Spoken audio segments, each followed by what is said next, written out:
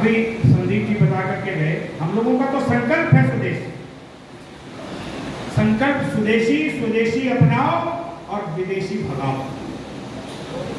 हो सकता है कि हमारे बहुत से व्यापारी ऐसा काम करते हो, लेकिन उसमें ये परिवर्तन लाना ही पड़ेगा। ये भाव मन में, स्व वाला भाव मन में लाना पड़ेगा।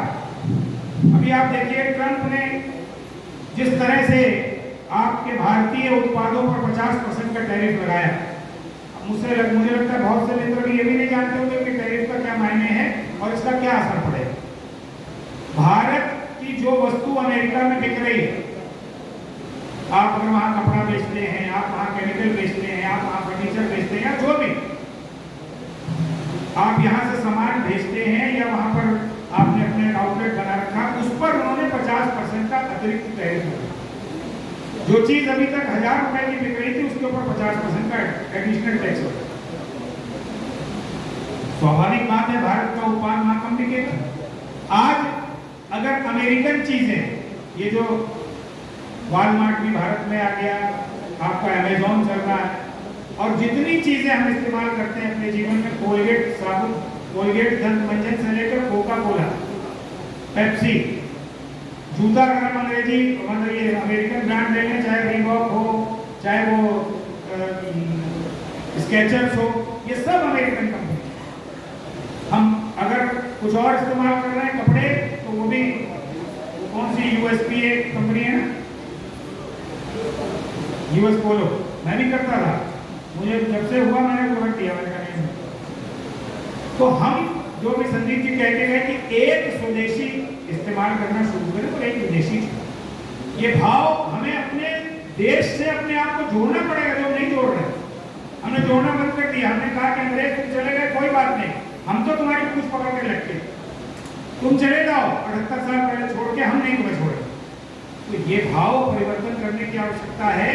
भारत में बहुत सामर्थ्य है, ऐसे नहीं भारत को सोने की चिड़िया कहा जाता है, ऐसे नहीं भारत को विश्व गुरु कहा जाता। हम अपने मन में इस स्व के भाव को, स्वदेश, स्वदेशी, इस भाव को पैदा करें कि हमें स्वदेशी इस्तेमाल करें। और अगर हम सब भारतीय इतना ही परिवर्तन अपने अंदर थोड़ा थोड़ा ले आएंगे, मैं दावे के साथ कहता हूं कि ये ट्रंप को कदम अपने पीछे खींचने पड़ेंगे और ये जो टैरिफ भारत पर लगा है, ये भी वापस होगा और भारत की जय जयकार पूरे विश्व में होगी। इसलिए स्वदेशी अपनाओ, इसलिए स्वदेशी अपनाओ, ये हम अभियान लेके चले। मैंने बताया राष्ट्रीय व्यापारिक दिवस के बारे में, हम लोगों ने दिल्ली में पीयूष गोयल जो केंद्रीय मंत्री हैं, वहाँ पर जो अपने शिवराज सिंह चौहान केंद्रीय मंत्री हैं, उसके अलावा तमाम और मंत्री, वो सब के सामने हम लोगों ने इस विषय को रखा कि अगर शिक्षक दिवस हो सकता है, हमारे बीच में शिक्षिका हैं स्नेहिल पांडे जी, जिनको आज हम लोग सम्मानित करेंगे। इनके इंप्रेशन में था कि इनको शिक्षक दिवस पर सम्मानित किया जा रहा है, क्यों बात, ये तो मौके पे आपको सूचना हो गई। तो अगर देश में शिक्षक दिवस हो सकता है, बाल दिवस हो सकता है, मजदूर दिवस हो सकता है, तो जो देश की अर्थव्यवस्था को चलाता है, सबसे ज्यादा रेवेन्यू और सबसे ज्यादा एम्प्लॉयमेंट देता है, क्या उस व्यापारी के लिए ट्रेडर्स डे नहीं हो सकता 365 दिन में? ये मांग हम लोग पिछले 20-21 वर्षों से लगातार कर रहे थे, और मैं आज आप सबके माध्यम से उत्तर प्रदेश के यशस्वी मुख्यमंत्री योगी आदित्यनाथ जी का बारंबार अभिनंदन करता हूं, धन्यवाद देता हूं कि उन्होंने उत्तर प्रदेश में इतिहास बना दिया आपके।